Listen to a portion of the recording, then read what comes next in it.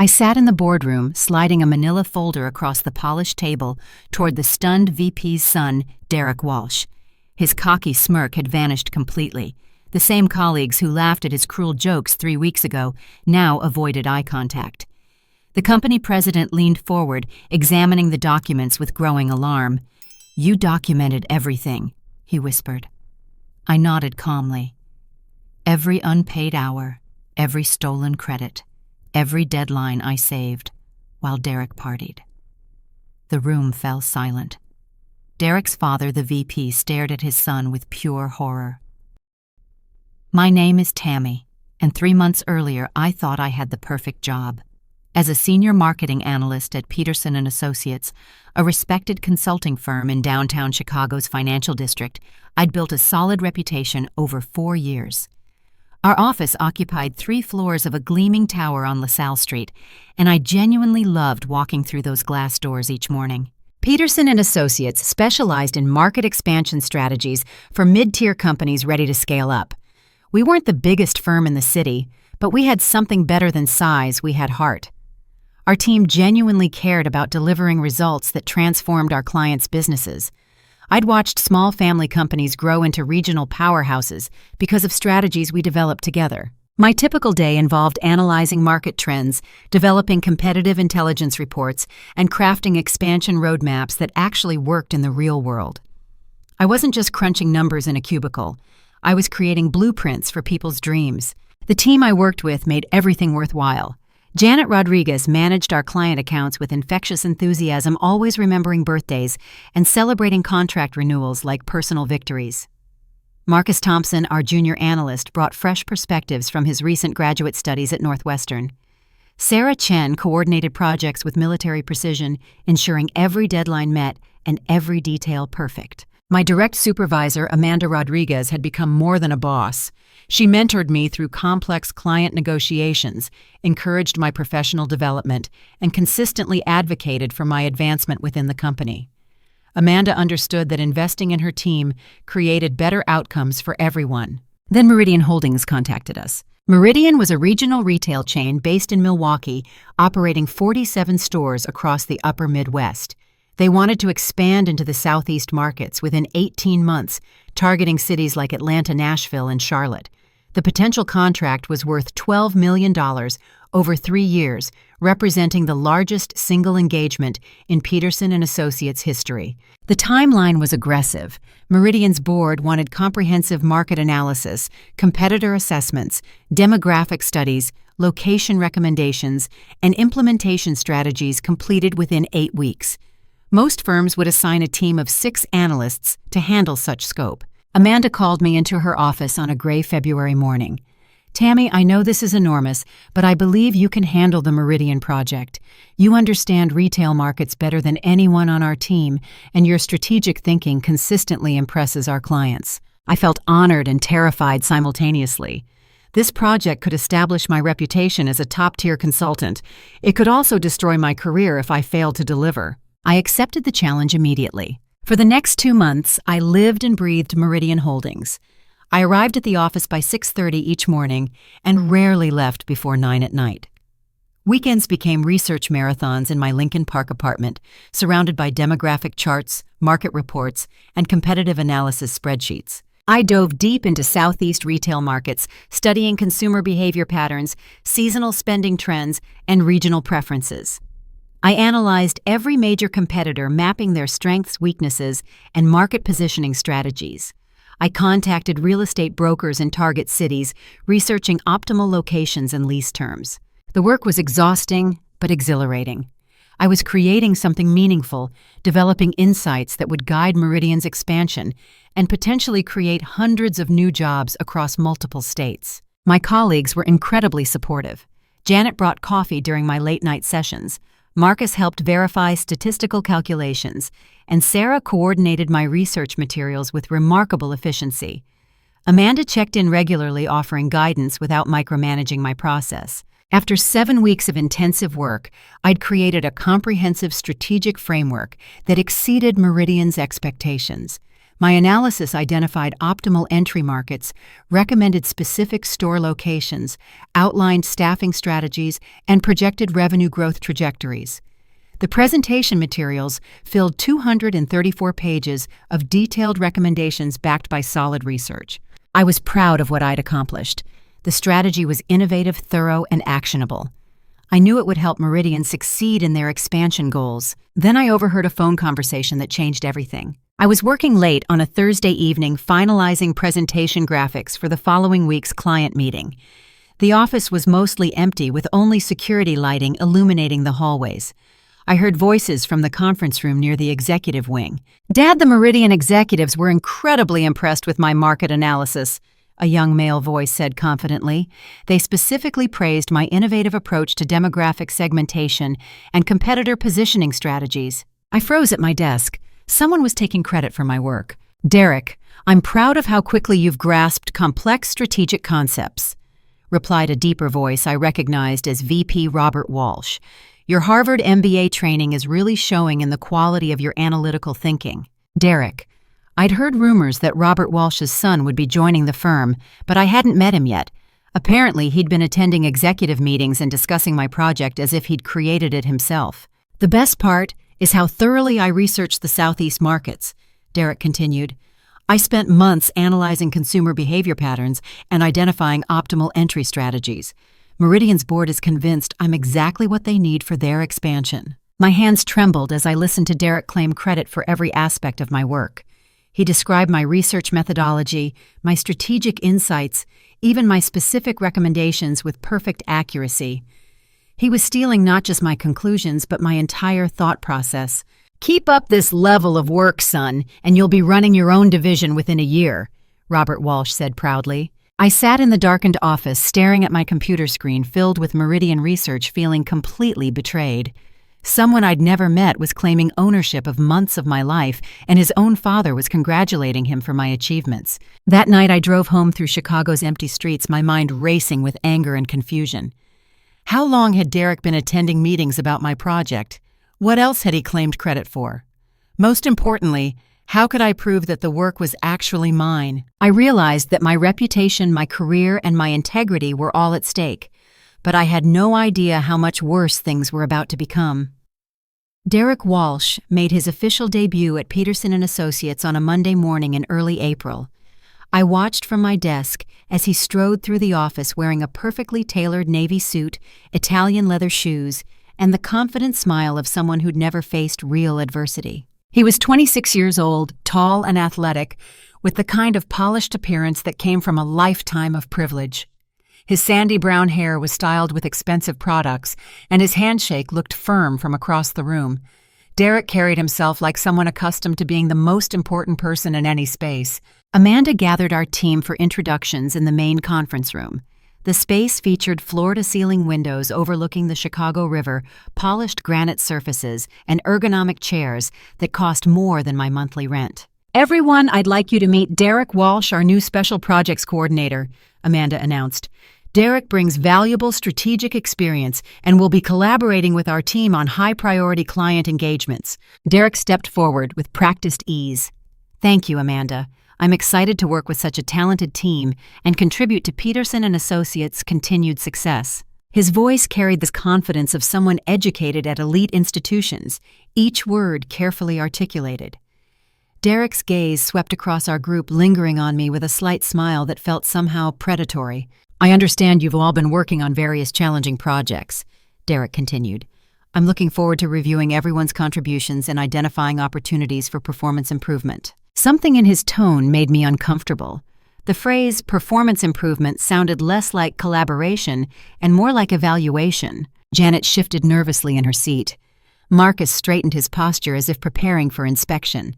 Sarah maintained her professional composure, but I noticed her fingers drumming silently against her notebook. After the meeting, Derek approached my desk with that same unsettling smile. "Tammy Wright, I've heard interesting things about your work on the Meridian project," he said, leaning against my cubicle wall.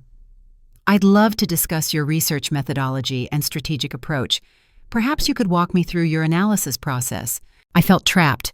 Declining his request would seem uncooperative, but agreeing meant helping him understand work he'd already claimed as his own. "Of course," I replied carefully. "I'd be happy to explain my approach." Derek spent the next hour asking detailed questions about my Meridian research. He took notes on everything: my demographic analysis techniques, my competitor assessment framework, my market entry recommendations. He seemed particularly interested in understanding the reasoning behind my strategic conclusions. "Fascinating approach," Derek said finally. "I can see why the executives were impressed with this level of analytical depth." That phrase stung. He was still claiming credit for my work even while extracting additional details about my methodology. Over the following days, Derek inserted himself into every aspect of our team's operations. He attended client calls, reviewed project materials, and questioned our work processes with increasing scrutiny. During a team meeting about the Henderson manufacturing account, Derek interrupted Marcus mid-presentation. "I'm concerned about the strategic direction here," Derek announced. "This analysis seems superficial. Are we really providing the depth of insight our clients expect?" Marcus's face flushed red. He'd spent 3 weeks developing comprehensive recommendations for Henderson's supply chain optimization, and his work was thoroughly researched and professionally presented.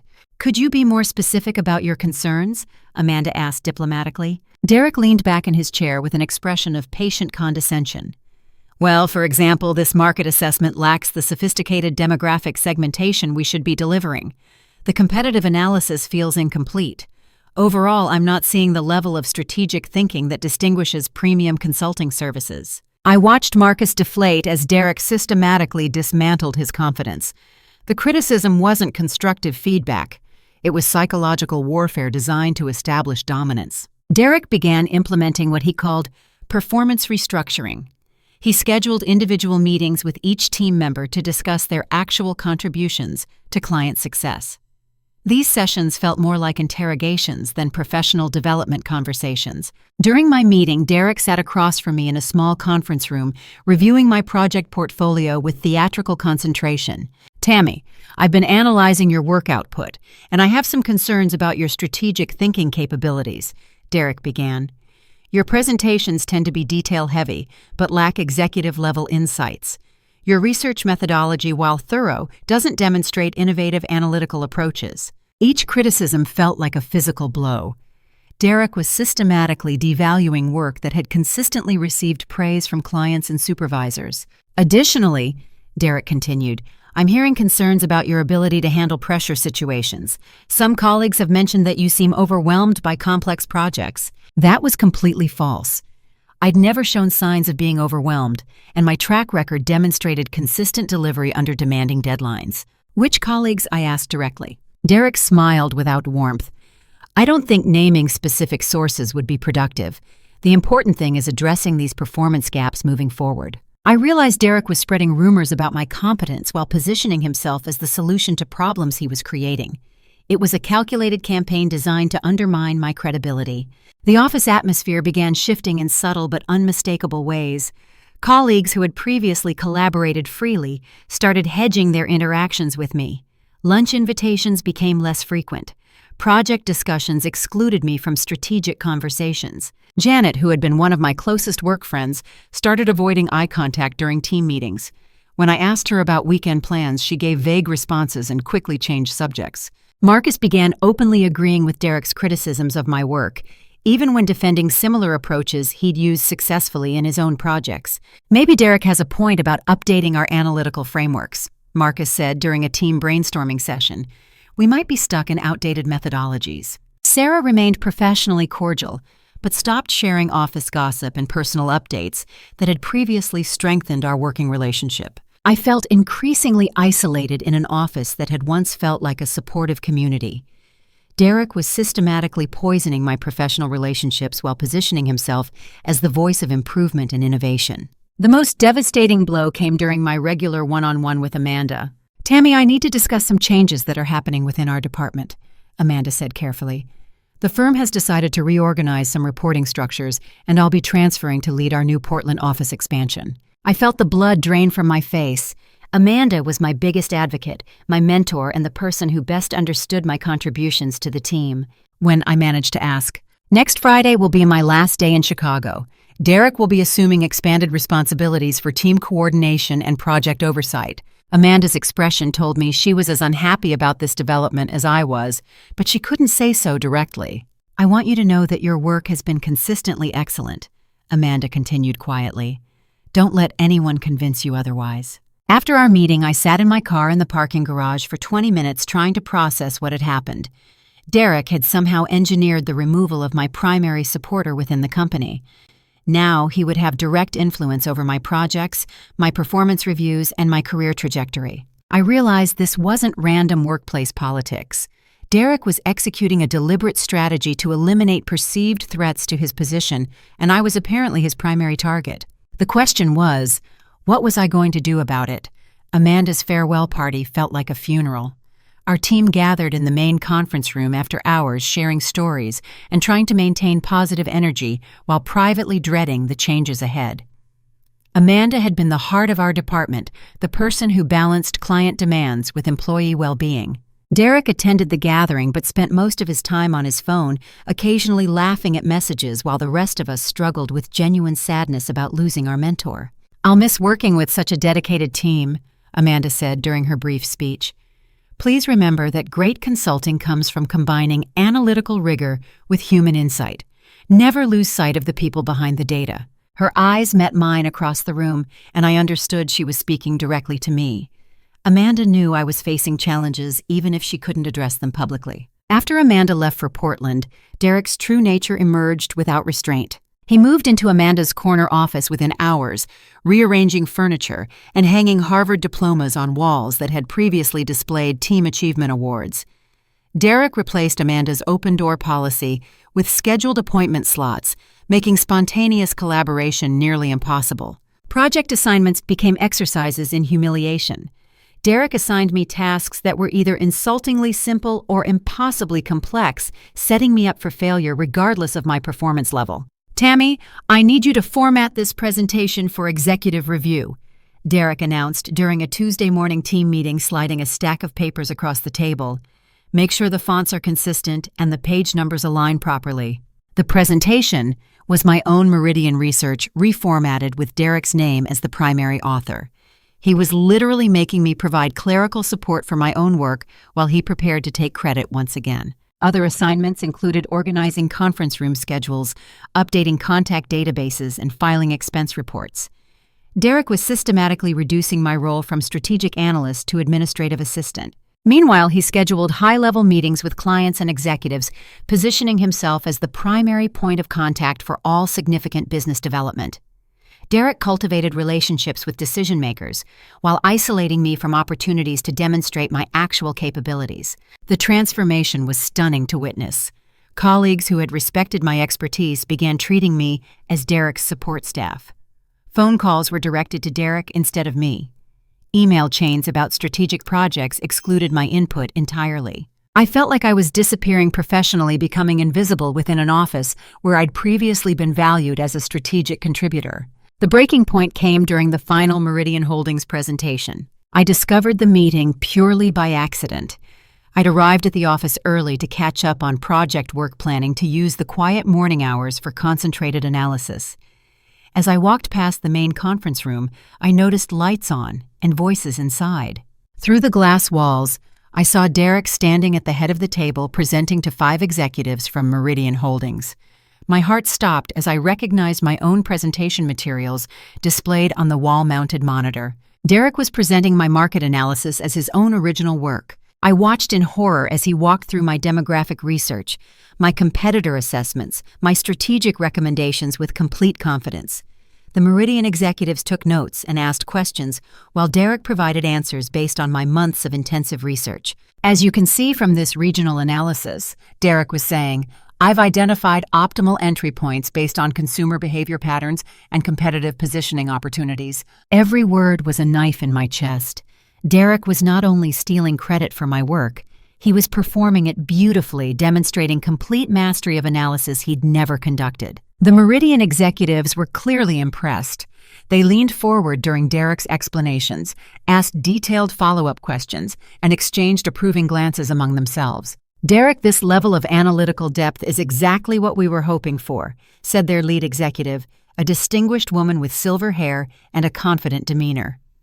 Your innovative approach to market segmentation could give us significant competitive advantages in our expansion. Derek accepted the praise with practiced humility. Thank you. I believe thorough research and strategic thinking are essential for successful market entry.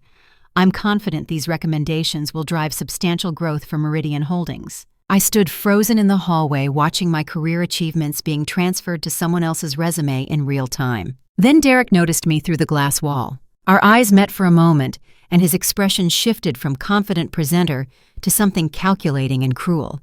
He gestured for me to enter the conference room. "Gentlemen, ladies, I'd like you to meet Tammy," Derek announced as I reluctantly entered the room. "She's our administrative assistant who helped with data entry and formatting for this project." The Meridian executives looked at me with polite disinterest, the way people acknowledge support staff without really seeing them as individuals. "Tammy, could you explain our filing system to our guests?" Derek continued with false warmth. "I'm sure they'd appreciate understanding how we organize our research materials." I stood there speechless, trapped between exposing Derek's deception in front of major clients or accepting his degrading characterization of my role. Either choice felt like professional suicide. "Our materials are organized chronologically and by research category," I managed to say, my voice barely steady. "Excellent," Derek replied. "Tammy's attention to detail has been very helpful in keeping our documents properly formatted." The Meridian executives nodded politely and returned their attention to Derek's presentation.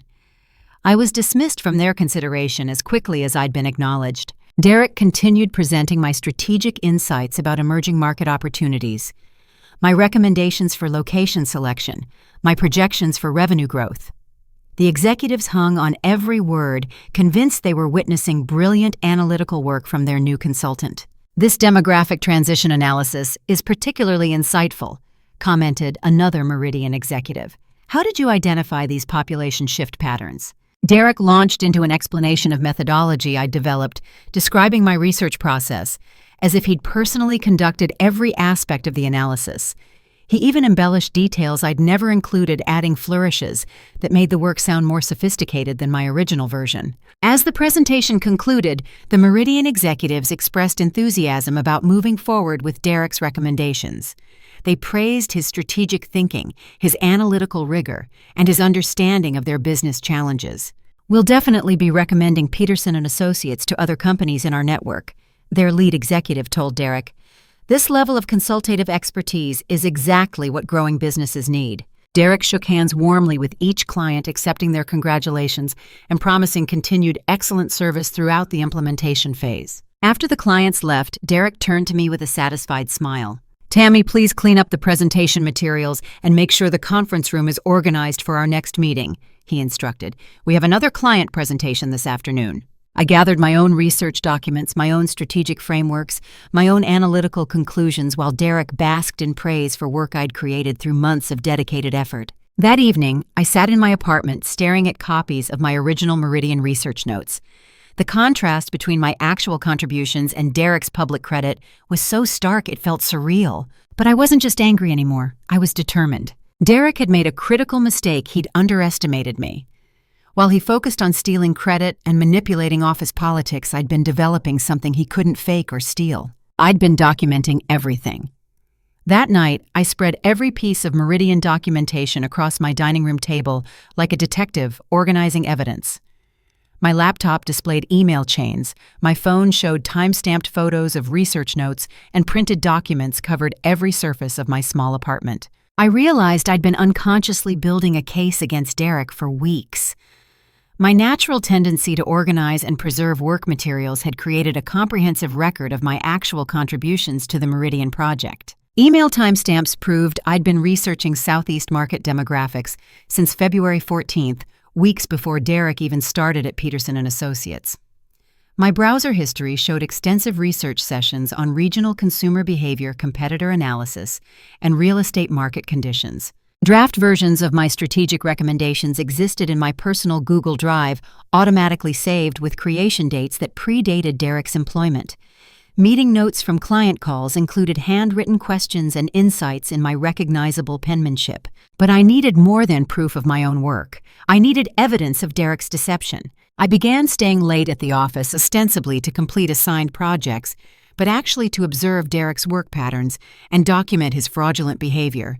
The empty evening office became my research laboratory. Derek rarely worked past 6 o'clock, preferring to attend networking events, client dinners, or social engagements that enhanced his professional image.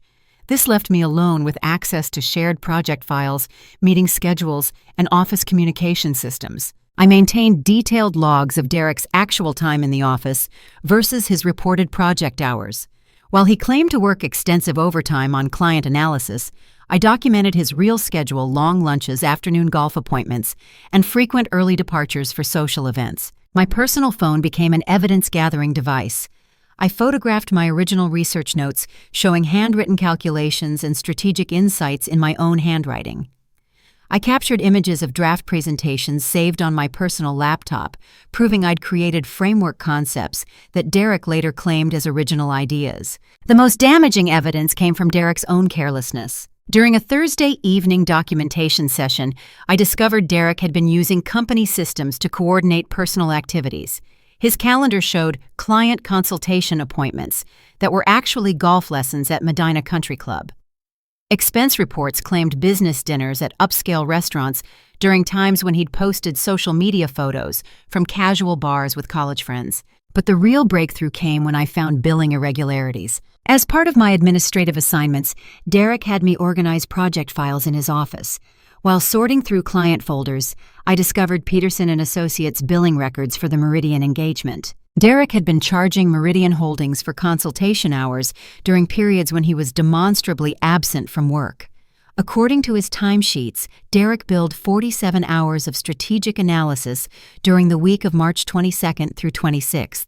According to his own social media posts, Derek spent that week in Cabo San Lucas, celebrating a college friend's bachelor party. I photographed airline confirmations, hotel reservations, and restaurant receipts that proved Derek's location during hours he'd supposedly been developing market analysis for Meridian Holdings.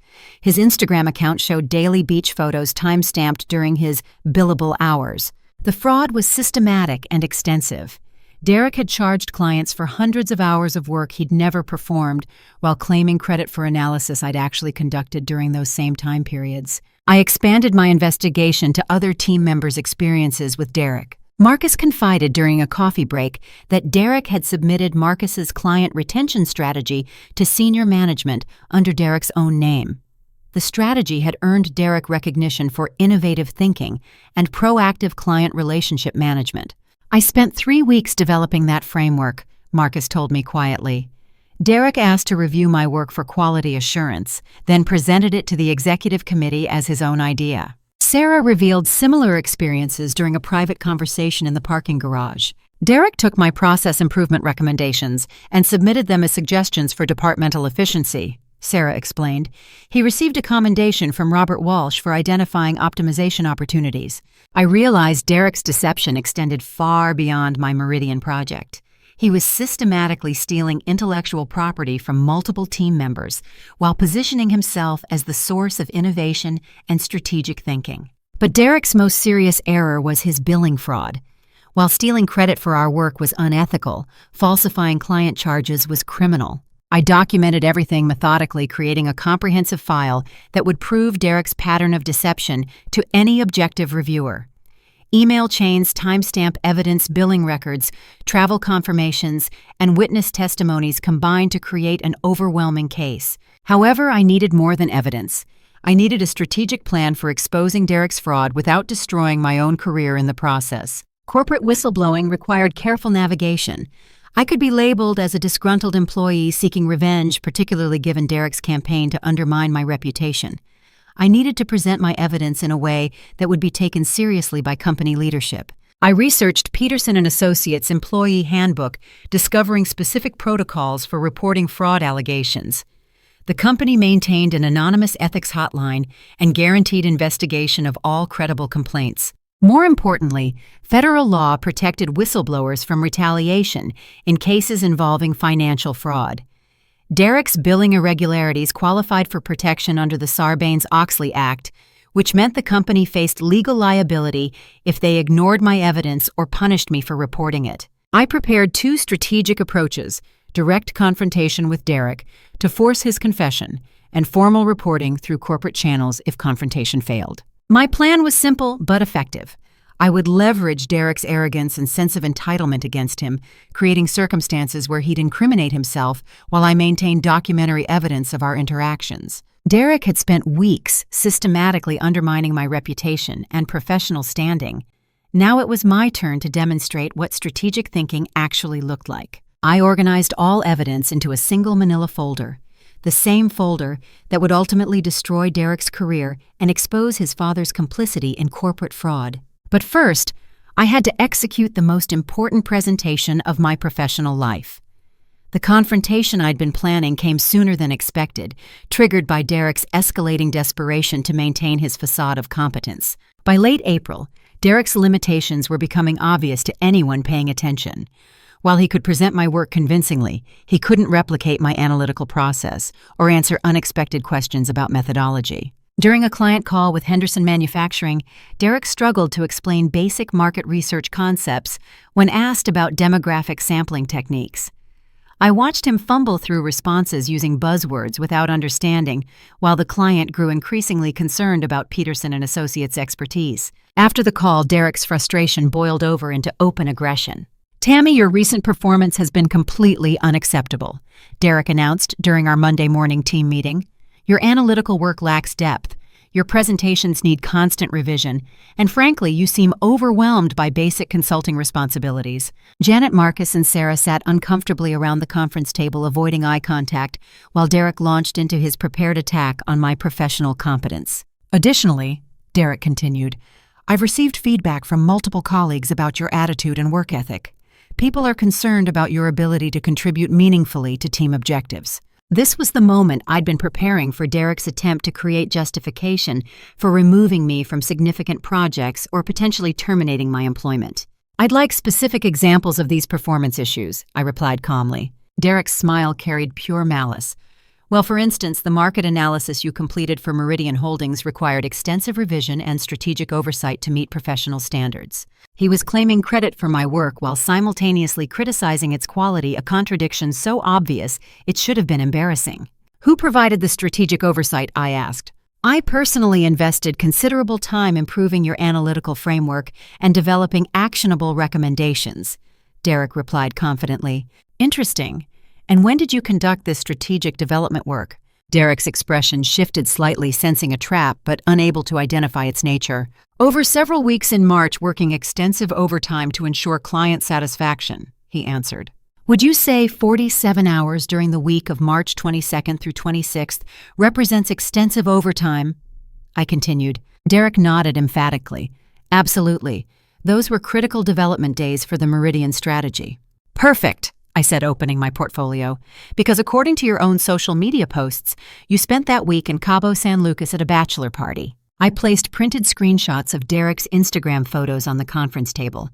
Derek on a beach, Derek at a resort bar, Derek deep-sea fishing, all time-stamped during hours he'd billed as strategic consultation for Meridian Holdings. The room went completely silent. Janet's mouth fell open. Marcus stared at the photos in shock. Sarah's eyes widened as she processed the implications. Derek's face cycled through confusion, panic, and rage in rapid succession. "Those photos are... This is completely inappropriate corporate espionage," Derek stammered. "Public social media posts aren't espionage," I replied evenly. "They're evidence of billing fraud." "You're making serious accusations without understanding the complexity of consulting work scheduling." Derek tried to recover. "Strategic development involves various methodologies." I interrupted him by placing airline confirmations and hotel receipts on the table. "These documents prove you were in Mexico during hours you charged Meridian Holdings for on-site strategic analysis," I continued. "That's not complex scheduling, that's fraud." Derek's face had gone completely pale. The confident executive who'd systematically undermined my reputation was reduced to desperate deflection. "This is clearly a vindictive attack from a disgruntled employee who can't accept constructive feedback about her performance limitations," Derek said, his voice rising. "Actually," I replied, "this is documentation of systematic fraud that extends far beyond a single billing irregularity." I placed additional evidence on the table email chains, proving my original research, time-stamped documents showing my strategic development process, and witness statements from Marcus and Sarah about Derek's theft of their intellectual property. Every piece of the Meridian strategy was developed by me working overtime while you were networking at social events, I explained. Your only contribution was stealing credit and falsifying billing records. Derek stood up abruptly, his chair rolling backward into the wall. I don't have to listen to these baseless accusations from someone whose work consistently fails to meet professional standards, he declared. Boss says you don't contribute anything to this team or this company. The phrase hung in the air like a challenge. Derek was quoting his father's assessment while simultaneously trying to justify my termination based on work he'd stolen from me. I smiled for the first time in weeks. Perfect, I said calmly. Then the free work stops today. Derek's confident expression faltered. What do you mean? Since I don't contribute anything valuable, there's no reason for me to work overtime weekends or beyond my contracted 37.5 hours per week, I explained.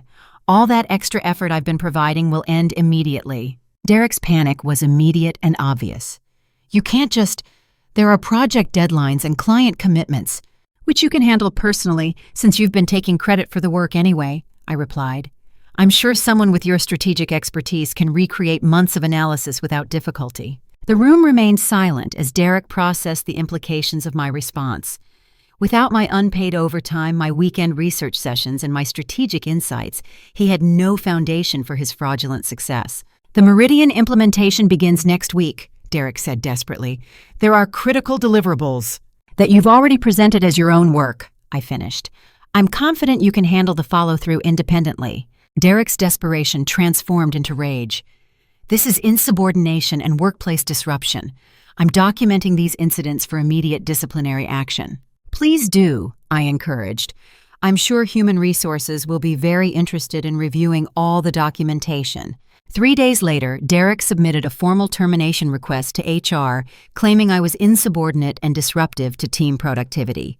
His written complaint described me as unreliable, analytically deficient, and resistant to constructive feedback. What Derek didn't know was that I'd already submitted an anonymous fraud complaint through Peterson & Associates' ethics hotline, providing detailed evidence of his billing irregularities and intellectual property theft. When Derek's termination request triggered the mandatory HR investigation required for any firing involving potential whistleblower retaliation, his complaint became evidence of retaliatory behavior rather than legitimate performance management. Patricia Morrison, our HR director, scheduled individual interviews with all team members to investigate Derek's accusations against me. During my interview, I provided comprehensive documentation proving Derek's fraud while demonstrating that his termination request was retaliation for my discovery of his criminal behavior. This evidence suggests systematic billing fraud and intellectual property theft, Patricia said after reviewing my materials. These are serious allegations that require immediate executive attention. Derek had unknowingly created the perfect storm. His termination request provided evidence of retaliation, while my fraud complaint triggered legal protections that prevented the company from ignoring the situation. By trying to silence me, Derek had guaranteed that his crimes would receive the highest level of corporate attention. The emergency board meeting was scheduled for the following Monday morning. The boardroom felt different on the morning that would change everything. Tension filled the mahogany-paneled space like electricity before a storm. Floor-to-ceiling windows revealed a gray Chicago sky that matched the somber mood inside Peterson & Associates' executive conference room. I arrived 15 minutes early, carrying the manila folder that contained months of carefully documented evidence. My heart pounded, but my hands remained steady. This was the moment I'd been preparing for since discovering Derek's systematic fraud. Board members filed in gradually.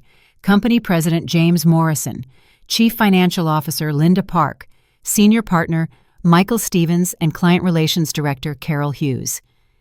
Each face showed the gravity of someone about to confront serious allegations that could damage the firm's reputation and legal standing.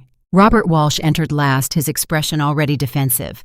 As Vice President of Strategic Development and Derek's father, he understood that today's meeting threatened both his son's career and his own position within the company. Derek arrived precisely on time, wearing his most expensive suit and an expression of wounded innocence. He'd clearly prepared for this confrontation, ready to portray himself as the victim of a vindictive employee's false accusations. James Morrison opened the meeting with characteristic directness. "We're here to address serious allegations of billing fraud and intellectual property theft that have been brought to the company's attention through our ethics reporting system," Morrison began. "These allegations specifically involve Derek Walsh and potentially implicate broader systemic issues within our strategic development division." Derek immediately launched into his prepared defense. "Mr. Morrison, I appreciate the opportunity to address these unfounded accusations," Derek said confidently. "Unfortunately, we're dealing with a disgruntled employee who has demonstrated consistent performance problems and is now attempting to deflect attention from her own professional shortcomings through false allegations against me. His strategy was obvious: attack my credibility while positioning himself as the victim of workplace retaliation. Tammy has struggled with analytical rigor throughout her tenure here," Derek continued. "Her work consistently requires extensive revision and strategic oversight. When I provided constructive feedback about her performance issues, she became defensive and began making these baseless accusations." Robert Walsh nodded supportively from across the table, reinforcing Derek's narrative. "James, I've observed the same performance concerns Derek is describing," Robert added. "This appears to be a clear case of an employee trying to avoid accountability for professional deficiencies by making inflammatory accusations against a successful team member." The board members listened politely but skeptically. Patricia Morrison had already briefed them on the evidence I'd provided, so Derek's character assassination attempt was falling on prepared ground. "Derek, you've had an opportunity to present your perspective," James Morrison said. "Now we'd like Tammy to share her documentation with the board." This was my moment.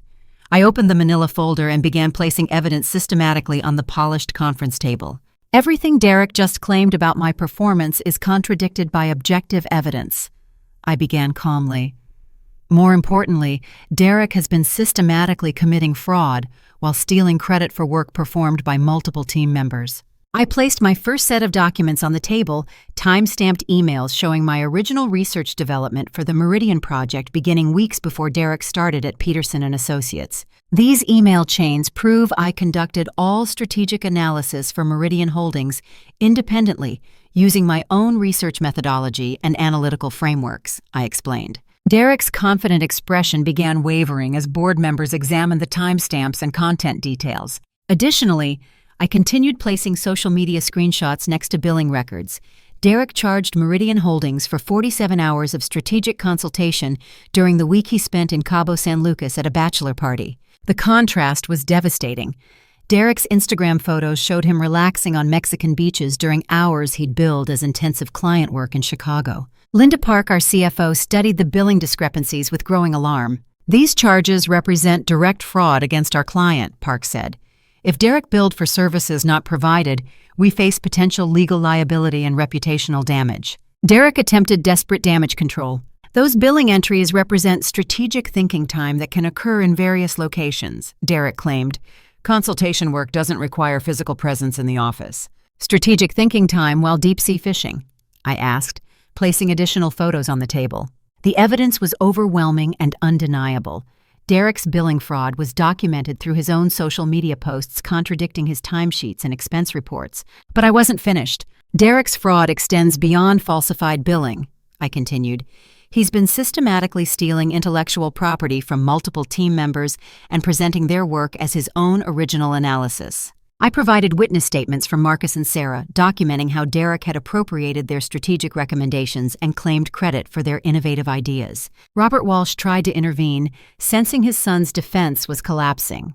"James, these allegations are clearly exaggerated attempts to damage Derek's reputation," Robert protested. "We need to consider the source and motivation behind these accusations." That statement opened the door for my most damaging revelation. "Actually, Mr. Walsh, your own involvement in this fraud scheme raises additional concerns," I said, placing financial documents on the table. The board members leaned forward as I revealed evidence of Robert Walsh's complicity in Derek's billing irregularities.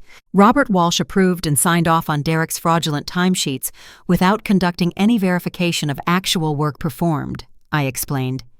Additionally, Robert has been using Derek's inflated billable hours to enhance departmental revenue projections in reports to corporate headquarters. The evidence showed Robert had knowingly approved impossible timesheet claims, including weeks when Derek billed more hours than physically existed, and periods when Derek was demonstrably out of the country. Furthermore, I continued, Robert Walsh has been systematically inflating his division's profitability metrics by including Derek's fraudulent charges in monthly revenue reports. Michael Stevens, our senior partner, examined Robert's signature on Derek's falsified billing submissions. Robert, did you verify any of these timesheet entries before approving them? Stevens asked. Robert's face had gone ashen. I trusted Derek to accurately report his work hours. I didn't think verification was necessary for family members. So you approved billing charges without confirmation that any work was actually performed, Stevens pressed. Robert's silence confirmed his complicity. He'd been rubber stamping his son's fraudulent billing while using those inflated numbers to enhance his own departmental performance metrics. Carol Hughes spoke up from across the table. This fraud pattern affects our client relationships and exposes the firm to significant legal liability, Hughes said. Meridian Holdings paid for services that were never provided while believing they were receiving Derek's original strategic analysis. Derek's desperation peaked as he realized his entire defense was crumbling. This is clearly a coordinated attack designed to damage my reputation and career prospects, Derek claimed. The evidence has been manipulated and taken out of context. Which part has been manipulated? I asked directly. Your social media posts showing you in Mexico during build hours, your timesheets claiming physically impossible work schedules, the strategic analysis you presented as original work despite email evidence showing I created it weeks earlier.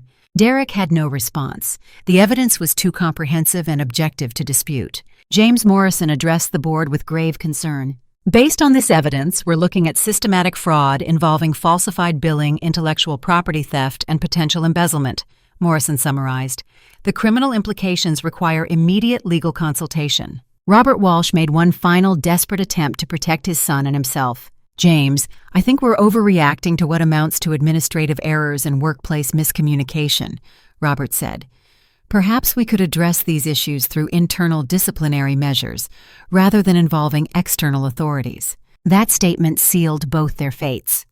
Robert was suggesting corporate cover-up of documented criminal behavior, which board members recognized as additional evidence of his complicity. Robert, we have a fiduciary duty to our clients and shareholders that prevents us from covering up fraud, Morrison replied firmly.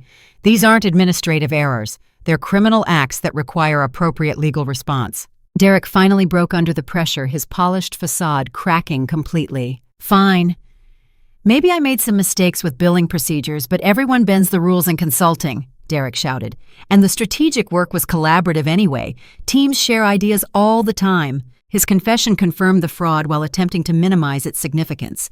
Derek had just admitted to billing fraud and intellectual property theft in front of the entire board of directors. The room fell silent as everyone processed Derek's admission of guilt. Robert Walsh stared at his son in horror, realizing that Derek had just confessed to crimes that would destroy both their careers and potentially result in criminal charges. James Morrison's voice cut through the silence with finality. This meeting is concluded.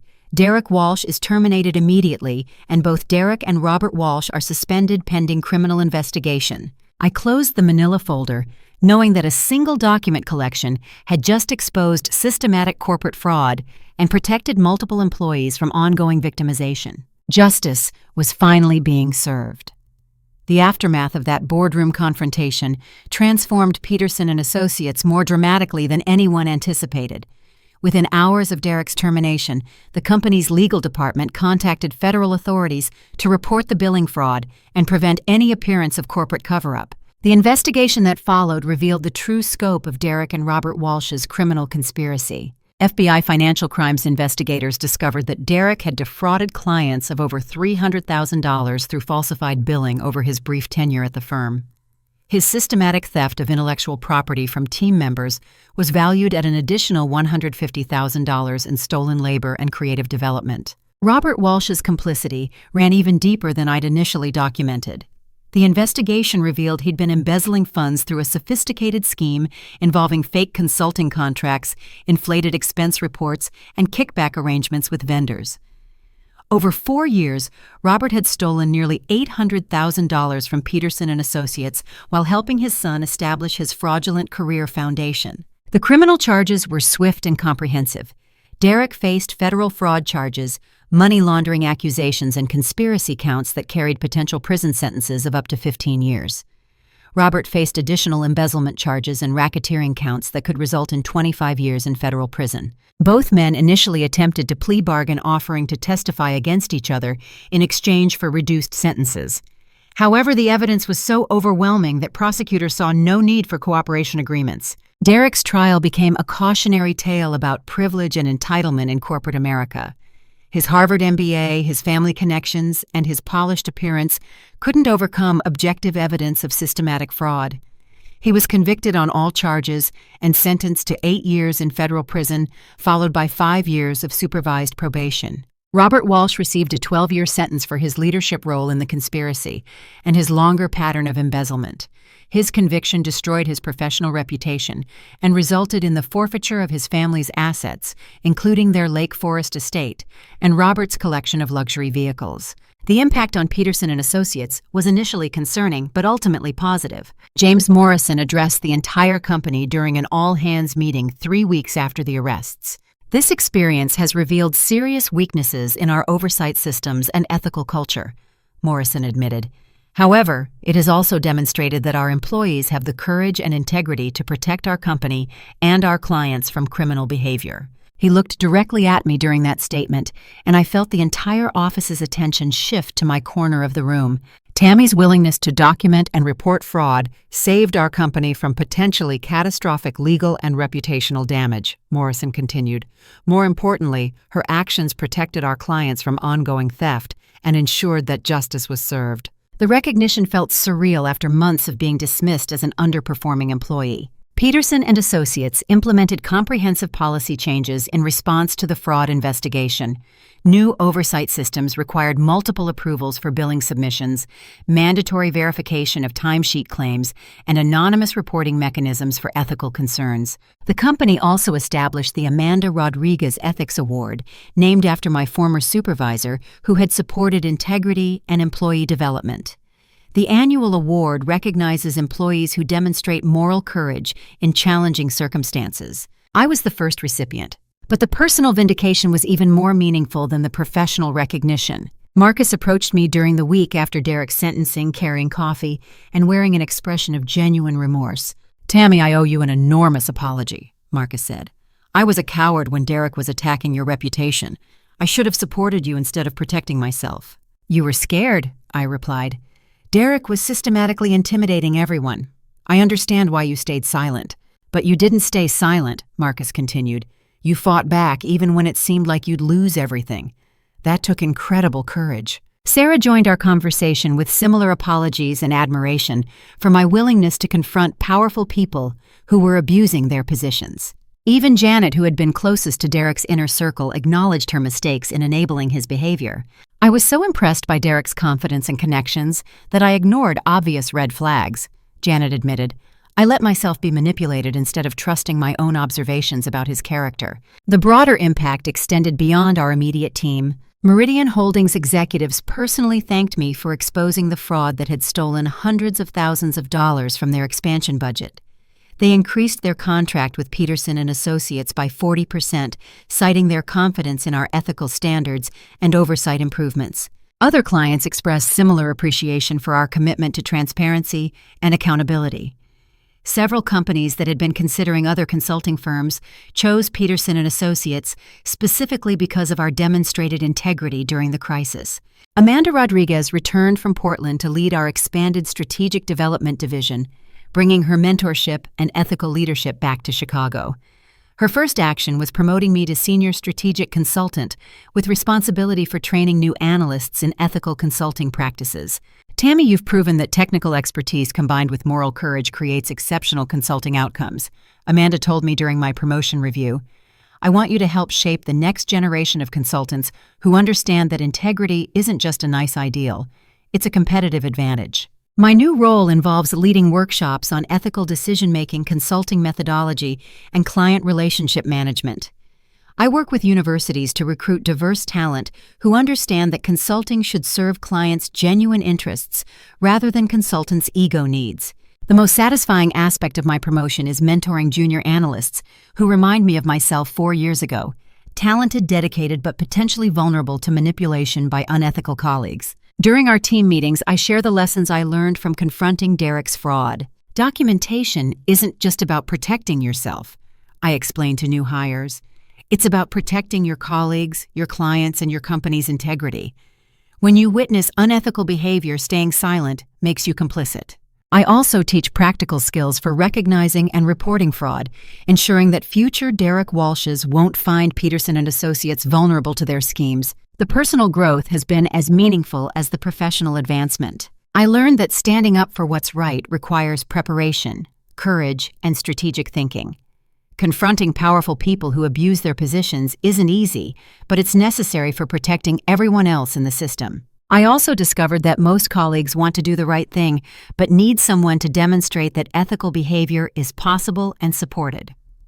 When I found the courage to challenge Derek's fraud, other team members found their own courage to support accountability and transparency. Derek Walsh now works in the prison library, earning 23 cents per hour while serving his federal sentence. His LinkedIn profile has been deleted, his Harvard MBA stripped of meaning, and his consulting career permanently destroyed. Robert Walsh lost everything: his career, his reputation, his freedom, and his family's financial security. His wife divorced him during the trial, and his other children changed their last names to avoid association with his crimes. Sometimes people ask if I feel sorry for Derek given how completely his life was destroyed by his own choices. I don't. Derek had every possible advantage: elite education, family connections, financial security, and professional opportunities. He chose to use those advantages to steal from hardworking colleagues and defraud clients who trusted him. His consequences weren't excessive, they were appropriate. More importantly, Derek's prosecution sent a message to other potential fraudsters that corporate crime has real consequences regardless of family connections or educational credentials. The manila folder that exposed Derek's fraud now sits in my office filing cabinet, a reminder that documenting the truth can triumph over privilege and deception. Every time I see new employees who seem overwhelmed by powerful colleagues or unrealistic demands, I remember my own experience feeling isolated and attacked. I make sure they know that someone is watching out for their interests and supporting their ethical development. Peterson and Associates has become a stronger company because we learned that integrity isn't just morally right, it's strategically smart. Clients trust us, more employees respect each other more, and our reputation attracts better talent and better business opportunities. The most important lesson from my experience is that individual courage can create systemic change. One person willing to document the truth and confront powerful wrongdoers can protect dozens of colleagues and prevent millions of dollars in fraud. But courage requires preparation. If I hadn't maintained detailed records of my work, Derek's theft would never have been provable. If I hadn't researched company policies and legal protections, I might have been fired before exposing his crimes. Standing up for what's right isn't just about having good intentions. It's about building the evidence and support systems necessary to make ethical behavior succeed in competitive environments. Today, Peterson and Associates represents the consulting industry's gold standard for ethical practices and employee protection. We attract clients who value integrity, colleagues who support each other, and leaders who understand that moral courage drives business success. Derek Walsh thought he could build his career by stealing other people's work and defrauding clients. Instead, he destroyed his future while strengthening the very company he tried to exploit. That's what real justice looks like. Wrongdoers face appropriate consequences while their victims become stronger and more successful. The manila folder that changed everything reminds me that truth properly documented and courageously presented will always triumph over lies and manipulation. And that's a lesson worth sharing with anyone facing their own Derek Walsh. Have you ever had to stand up to someone in authority who was abusing their power? What gave you the strength to fight back, or what held you back from taking action? Share your story in the comments below. Your experience might help someone else find the courage to do what's right. If this story resonated with you, please hit the like button to help others discover it. Subscribe for more true stories about workplace justice and standing up for what's right. And please share this with anyone who might need encouragement to document their own experiences and fight back against workplace bullying or fraud. Thank you for listening to my story. Remember that your integrity is your most valuable asset, and sometimes protecting it requires more courage than we think we have. But when we find that courage, we discover we're stronger than we ever imagined. Stay strong, document everything, and never let anyone convince you that you don't deserve respect and fair treatment at work.